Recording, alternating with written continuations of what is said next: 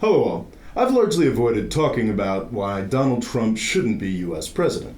Largely because I believe it to be self-evident, and also because I just hate talking about the guy. But it looks like over the next 5 months, I don't have a choice. So today, I'd like to present 3 reasons why Donald Trump should not be US president. I think any one of these reasons should disqualify him. I'm not going to focus on Trump's racism or misogyny because I think that's being adequately covered elsewhere, and also, unfortunately, there's a disturbingly large proportion of the US electorate that kind of likes those things. Trump's experience does not apply. Trump has spent the last 4 decades building himself up as a poor person's vision of what a rich person is. His mantra has always been, publicity is the most important thing.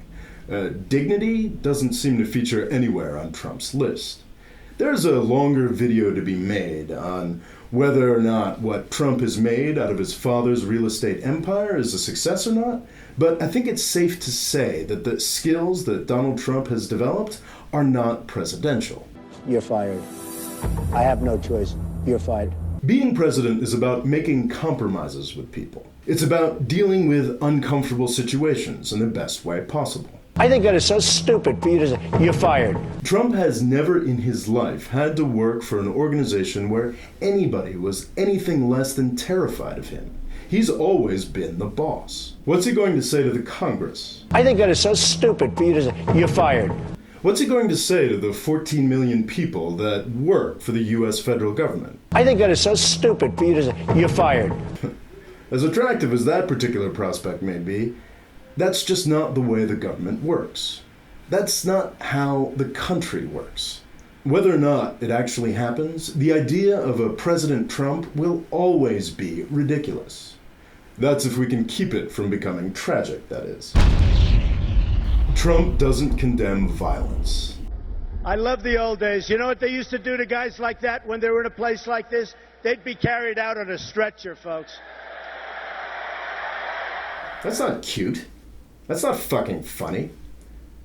This is probably the most sickening aspect of trashy Trump's thoroughly disgusting character. The willingness to play with the idea of political violence is extraordinarily dangerous. Solving differences peacefully is what democracy is about. Even the segregationists like George Wallace would condemn violence in public, because that's what civilized politicians do. A country where politicians flirt with violence is a country that's about to be in serious, serious trouble. Now, to be sure, there's some very real media hypocrisy going on here. Progressive protesters that disrupt Trump events violently should absolutely be condemned, strongly condemned. These protesters are idiots. These protesters should absolutely not be elected as President of the United States. Neither should Donald Trump. Trump wants to destroy the world. There's a myth that all media, left and right, love to push. It's that the world is going to hell in a handbasket and American power is in jeopardy. I've made dozens of videos documenting how this is all mostly hogwash. But it keeps voters scared and it keeps people consuming cable news, so it's got that going for it.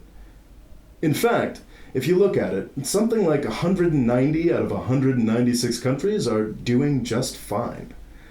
They're doing just fine because of an international order based on peace and trade that is protected by the overwhelming military superiority of one country and by a vast array of institutions, most of which were designed by that same country. We don't talk about it much because it's rude to rub other people's noses in it, but the world is basically run by and for the United States of America. Trump has actually provided a valuable service.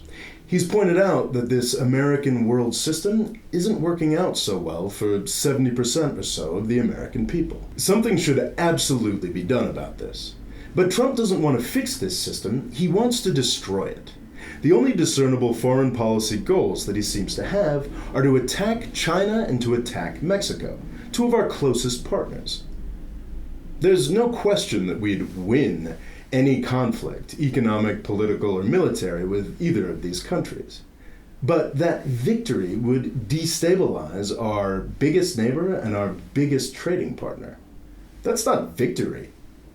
That's the end of the American world system. Trump talks a lot about making America great again. His policies wouldn't take us back to the 1950s or some other honky utopia. It would take us back to the 1940s, or at least seriously risk that. We were certainly winning in the 1940s, but we were winning at the cost of 500,000 dead American soldiers. I think that's worth avoiding. So vote Green, or vote Libertarian, or even, if you have to, vote Hillary Clinton. But whatever you do, do not vote for Donald Trump. Thanks for watching. Please subscribe. And if you'd like to help me make more videos like this one, please click on the Patreon link here to find out how. Oh, and I've also recently resurrected my email newsletter. Check out the description below for links to all of my media empire. Thanks.